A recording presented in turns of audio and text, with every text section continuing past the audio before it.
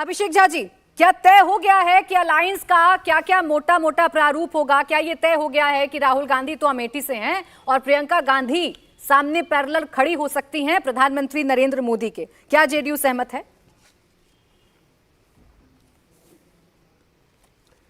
देखिए, जो व्यक्ति बार बार ये कहता है ना कि मैं झूठ नहीं बोलता, मैं झूठ नहीं बोलता, मैं सच्चा हूं, वास्तविकता में वो व्यक्ति सचमुच झूठा होता है। तो भारतीय जनता पार्टी के लोग एक तरफ दम भरते हैं कि उनके पास इतना बड़ा चेहरा है, इतनी बड़ी ताकत है उनकी कि भाई भारतीय जनता पार्टी के सामने कोई टिक नहीं सकता है, नरेंद्र मोदी जी के चेहरे के सामने कोई टिक नहीं सकता है। तो इनकी स्थिति उसी झूठे व्यक्ति की जैसे है जो हमेशा कहता है कि मैं झूठ नहीं बोलता, मैं डरता नहीं हूं, लेकिन ये लोग डरते हैं। इंडिया अलायंस से डरते हैं। इंडिया अलायंस का जो प्रारूप अभी तैयार हुआ है उसी से डरना शुरू कर चुके हैं। अब आपने सवाल किया प्राची जी, क्या क्या तय हुआ है, नहीं तय हुआ है, आप देख रही हैं, देश देख रहा है लगातार चरणबद्ध तरीके से इंडिया अलायंस में जो पार्टी है उनकी बैठकें चल रही हैं। अभी बेंगलोर में बैठक हुई थी, नीतीश कुमार जी के भागीरथी प्रयास से पटना में बैठक हुई थी, अब मुंबई में बैठक होनी है। एक एक करके सभी रणनीति तैयार होगी, क्योंकि इंडिया अलायंस का मुद्दा देश का मुद्दा है। ठीक। अब कांग्रेस पार्टी अपने उम्मीदवारों को कहां से कैसे लड़ाएगी, ये उनका आंतरिक मसला है, आंतरिक मामला है। लेकिन घबराहट और बेचैनी बीजेपी में क्यों? इन बयानों का एनालिसिस बीजेपी के नेता क्यों कर रहे हैं? आज देश के जो चुनाव होंगे ना, वो मोदी वर्सेस मुद्दा। अभिषेक जी, ये सवाल आपसे बीजेपी एक तरफ कहना कि एक अकेला सब पर भारी। अभिषेक जी, आंतरिक मामला बताया आपने कांग्रेस का, लेकिन क्या फिर तमाम राज्यों में तमाम जो क्षेत्रीय दल हैं वो अपने आंतरिक मामले बताकर अपने अपने कैंडिडेट्स चुन लेंगे? फिर अलायंस का क्या मतलब है?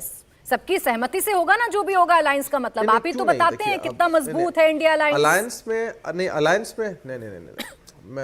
वही बता रहा हूँ आपको।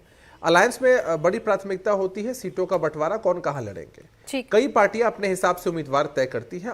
अल्टीमेटली सभी का कंसेंट तो मिलता ही है, क्योंकि जहां हम चुनाव लड़ रहे होते हैं वहां हमारा उम्मीदवार होता है, और जहां हम चुनाव नहीं लड़ रहे होते हैं वहां गठबंधन की किसी पार्टी का उम्मीदवार होता है, और मजबूती के साथ हम उसके लिए कैंपेन करते हैं, आगे बढ़ते हैं। ठीक है भाई, ये कौन सी मजबूती है बीजेपी की कि एक तरफ ये कहना कि एक अकेला सब पर भारी, और दूसरी तरफ 37 जो गैर भाजपा दल हैं उसमें 27 लगभग दल ऐसे जिनके पास एक एमपी नहीं, 10 दल ऐसे हैं एक विधायक नहीं, मणिपुर में 23 सीटें हैं, 15 या 16 दल। एक सिंपल सा सवाल 10 से ज्यादा दल ऐसे हैं जिनके रजिस्ट्रेशन नहीं है। राजनीतिक दल से आते हैं, गोल गोल घुमाना बहुत अच्छे से जानते हैं। सिंपल सवाल रख देती हूँ, आपने कंसेंट की बात की, क्या आप लोग कंसेंट देंगे प्रियंका गांधी के नाम पर?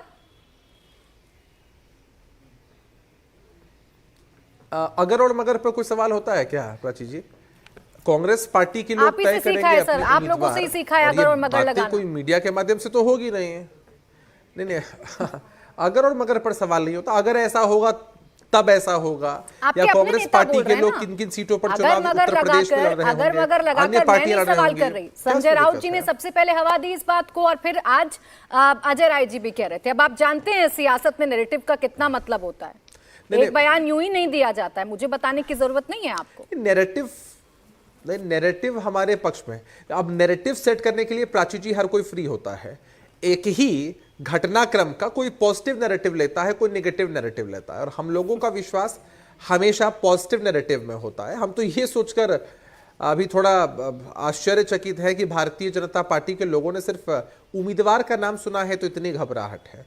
कल को सशक्त उम्मीदवार इनको मिलने शुरू हो जाएंगे। घबराहट देखने से पहले अपने कंसेंट पर जवाब दे देते सर। मुझे थोड़ा ज्यादा समय लग जा रहा है आप लोगों से जवाब देने में। हम तो कह ही रहे हैं ना, आप लोग पहले शुरुआत करते हैं भारतीय जनता पार्टी से और एक लाइन अपने गठबंधन पे कह के आप फिर खामोश हो जाते हैं। इतना कम है क्या अपने बारे में बताने में?